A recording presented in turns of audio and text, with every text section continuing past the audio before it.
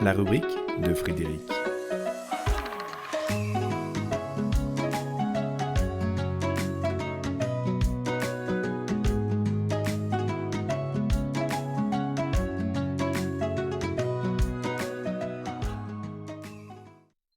Chaque mois, une traversée. Chaque mois, une traversée. Chaque mois, un pas de plus dans les abîmes de nos intériorités. Ce qui parfois s'apparente à une descente aux enfers n'est pourtant ni une chute, ni une punition, ni même une dérive. C'est une respiration, un mouvement naturel, presque organique, un appel à s'enfoncer dans les zones moins éclairées de notre être, non pour s'y perdre, mais pour y voir plus clair. Car ce voyage dans les profondeurs vise à révéler ce qui, silencieusement, résiste encore au changement.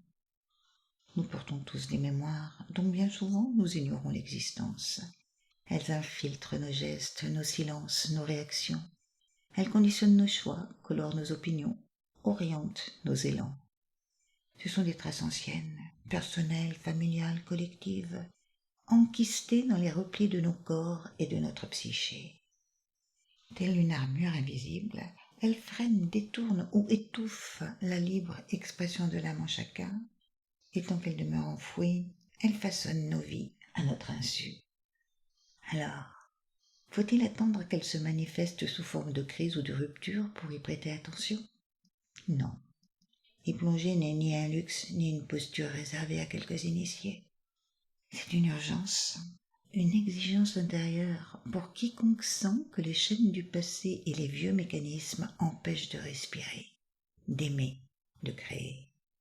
Car ces cuirasses, loin de nous protéger, sont devenus les remparts qui isolent des autres et de l'amour qui cherche à poindre.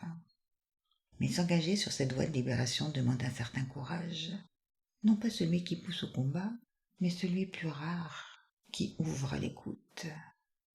Il ne s'agit pas d'éradiquer nos zones d'ombre comme on couperait des têtes, cela ne ferait que les renforcer.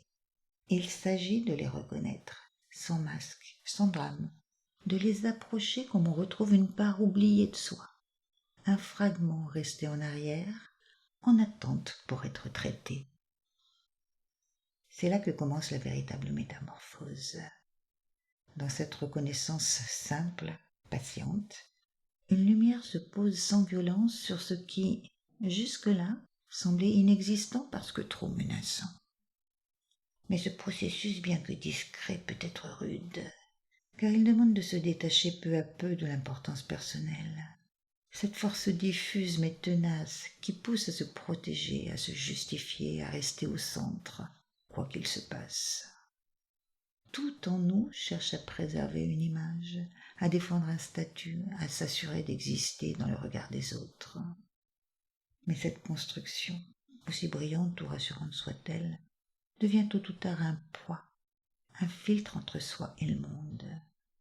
Elle sépare subtilement de ce que nous sommes vraiment. Elle entretient une distance, alimente des comparaisons, empêche la communion. Dès lors, impossible d'être un avec ce qui est.